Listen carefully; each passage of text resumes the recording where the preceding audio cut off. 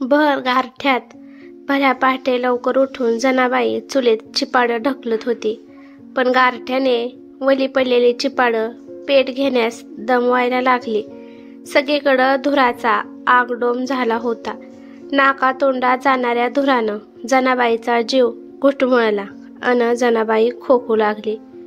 तिचा आवाज ऐकून वसरीत कलंडलेलं यशवंत आजोबा उठून बसलं अन कोपऱ्यात पडलेली 1-2 कागद अन 1 फाटकी चिंदी घेऊन जनाबाईला मदत करायला गेलं. लगबगीनं आणलेली कागद अन चिंदी चुलीत घालून फुकणीनं फुकायला लागलं. तसं चुलीत जाळ झाला. जनाबाईला थोडं बरं वाटलं. मग यशवंत आजोबा बसलं उभीला शेकत. अजून पोरं सुना नातवंड सगळे निजली होती. यशवंत आजोबा जरा गपच होतं. यशवंत आजोबाला असं गप्प बघून जनाबाईंना राहवलं नाही. ते म्हणले, काय व धनी, काल रातभर कुस बदलत होता, निजला नाही तो आजोबात. तुम्ही असं रात जागून काय होणार होय? आज होणाऱ्या वाटण्या काय थांबणार आहे तेव्हा का? भावकी पुढं अन गावातल्या 4 पंच मंडळी पुढं पोरं जो तमाशा करणार हायत त्यो काय थांबणार आहे का? जनाबाईनं डोळ्याला पदूर लावला. तसं यशवंत आजोबा हातात मिसरी घेत बोलतं झालं. सगळं कळतंय जणे, पर आपलं सारं आयुष्य गेलं काडी काडी जमवायला अन आज त्याची वाटणी होणार हे पाहून बघवत नाही. घर दार शात सगळंच तुकडं होणार. जीव तुटतोय बघ माझा. या जगाला रीतच आहे आपल्यात, तर काय वेगळं होतंय? यशवंत आजोबाचं बोलणं ऐकून जनाबाई बोलती झाली. परत्या परड्यातल्या इठोबा अण्णा अन बायजा म्हातारीसारखं आपल्या दोघांशी बी पोरांनी वाटून घेतलं तर उद्यापासून चुलीत घालायला कागद चिंद्या मला कोण आणून द्यायचं? दोघं बी एकमेकांकडं बघत राहिले. दुपारी बैठक बसली. सारी पंच मंडळी गोळा झाली. शेजारी पाजारी सारेच जमले होते. कोपऱ्यात यशवंत आजोबा बी एका कोपऱ्यात उभा होतं. आज चुलीपाशी डोक्यावर पदर घेऊन जनाबाई औंढे गिळत बसलेली. पोरं आपापली मतं मांडत होती. सगळीच तर जमली, पर धाकटी सून कुठंच दिसत नव्हती. थोरली हातात गोळ्या अन पाण्याचा ग्लास घेऊन आली. पुढं होत बोलती झाली, वाईच थांबता का? आमच्या दादासनी साखर हाय, गोळ्या आधी खाऊ देत मग तुम्हाला आजाबात अडवायची नाही म्या. डोईवरचा पदर तसाच होता अन हात यशवंत आजोबा पुढं नेत दादासनी तिनं गोळ्या दिल्या. यशवंत आजोबाला असं गप्प बघून तिच्या बी काळजात धस्स झालं. डोळ्यात आसवं आली, पर बोलणार काय ती? नवऱ्यापुढं हतबल होती. पंचमंडळींना सुनेचं कौतुक वाटलं, पण ही 2 यशवंत आजोबाची पोरच ऐकत नव्हती. एकमेकांच्या अंगावर पळून पळून जात होती. यशवंत आजोबाचं मोतीबिंदूचं ऑपरेशन अन जनाबाईचा झटका, त्यासाठी गेलेला पैसा सगळं पोरांनी वकून काढलं होतं. हे ऐकून म्हातारे आईबाप तिळतिळ तुटत होते. धाकला बोलता झाला, म्हातारी आई माझ्याकडे असू देत, माझ्या बायकोला वाईच तेवढीच मदत करल. नीट वाट करलं, साळुता फिरवलं, पाणी तरी तापवलं. त्यावर थोरला बोलला, म्या बी तीच बोलणार दादांना, म्हणजेच यशवंत आजोबांना असू देत माझ्याकडं. मी जातो कामावर, मग चिन्याला अन पिंकीला शाळेत तरी सोडून येईल. येताना कालवणाला काय तर आणल, दळण ठेवायला जाईल. कधी नवती दोघा भावाचं एकमत झालतं. आई धाकट्यानं अन बाप थोरल्यानं वाटून घेतला. त्यांचं बोलणं ऐकून जनाबाईने मोठ्याने हंबरडा फोडला. आता पातूर एकवटलेला सारा धीर सुटला होता. यशवंत आजोबा बी हळवं झालतं.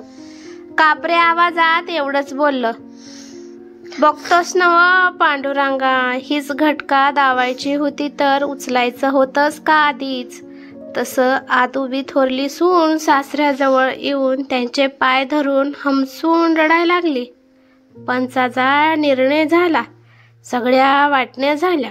सरपंच बोलले, पोरांनी ठरवलंय तसंच होईल आई. तवर एवढा वेळ गायब असलेली धाकटी सून आली.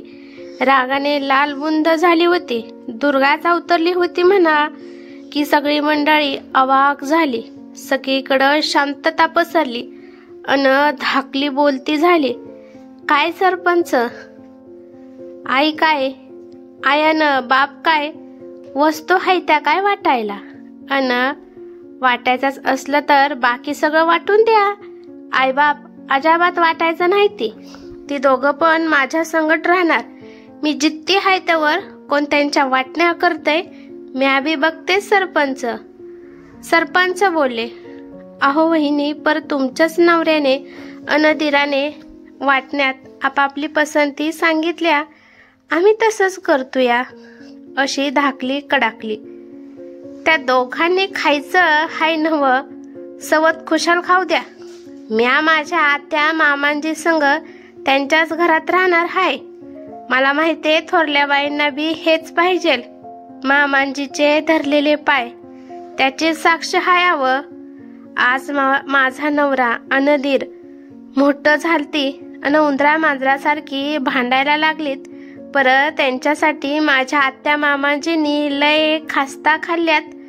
आव वंश जशा घरात वावरत्यात तसंच माझ्यानं थोरल्या बाईंच्या लग्नापासून आम्ही दोघे बी वावरतोया. आत्या मामांची आमचे सासू सासरा हायती, आईबा हायती असं म्या म्हणणार नाही. पर माझ्या आईबाला असं माझ्या भावांनी वाटलेलं मला जसं आवडणार नव्हतं तसंच माझ्या आत्या मामांजींना वाटलेलं मी कधी बी सहन करायची नाही. तिचं बोलणं ऐकून थोरली पुढं आली. नवऱ्याला बोलली, म्याच धाडलं होतं धाकलीला कचेरीत सकाळी काडीमोडाचं कागद आणायला. आम्ही दोघी बी काडीमोड घेतोय आज. मग राहावा तुम्ही दोघं खुशाल वाईलं. आम्ही दोघी बी आत्या मामांजीच्या पायाजवळच राहणार कायम. तसं आत बसलेली जनाबाई पळतच बाहेर आली अन दोघी सुनांसनी बिलगली. सुना नाहीसा पोरींनो, लेकीच हायसा आमच्या तुम्ही दोघी. सुनांच्या डोक्यावरनं आज हात फिरवताना जनाबाईच्या बी थकल्या पापण्यांनी वाट मोकळी केली अन मोतीबिंदू झालेले ते डोळेही आनंदाच्या भरात बरसून गेले. आणि इकडं मगापासून वाचा वाचा भांडत राहणारे, एका भांड्यासाठी पिरपिरी करणारे हे दोघे भाव आपापल्या माना तशाच खाली घालून गपचीप उभे होते. आज सुनांनी सिद्ध केलं होतं, पूर्वापार चालत आलेल्या समजुती चुकीच्या असू शकतात. सुनांमुळे मुलं वेगळी राहतात अन सुनांमुळे कुटुंब दुभंगतात. सगळंच पोरींनी खोटं ठरवलं होतं. सून ही फक्त घरात येणारी नवी व्यक्ती नसते, ती घराचा नव्यानं श्वास बनते. तिच्या पाऊल खुणाबरोबर घरात सौम्यपणे प्रेम, जिव्हाळा आणि सांभाळ येतो. आईने न वाढवलेली ही लेक, पण आईपेक्षा जास्त मनात जागा करणारी, कुणाचं दुःख ओळखणारे, सासऱ्यांच्या हातातल्या कापऱ्या बोटांना धीर देणारी आणि घराचा तुटलेला ताना पवरा साधणारी. सून बोलत नाही म्हणून उदास नसते.